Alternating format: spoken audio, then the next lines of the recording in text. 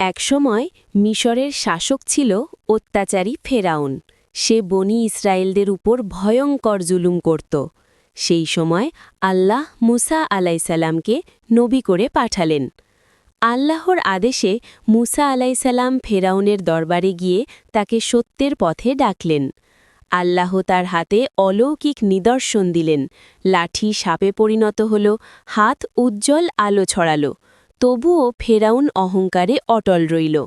শেষে আল্লাহর নির্দেশে মুসা আলাইসাল্লাম বনি ইসরায়েলদের নিয়ে সমুদ্রের দিকে অগ্রসর হলেন। ফেরাউন সেনাবাহিনী নিয়ে পেছন থেকে ধাওয়া করল। তখন আল্লাহর আদেশে মুসা আলাইসাল্লাম লাঠি দিয়ে সমুদ্রে আঘাত করলেন। সমুদ্র 2 ভাগ হয়ে গেল। মুমিনরা নিরাপদে পার হল, আর ফেরাউন ডুবে ধ্বংস হল। এই ঘটনা আমাদের শেখায়, আল্লাহর উপর ভরসা করলে সাহায্য অবশ্যই আসে।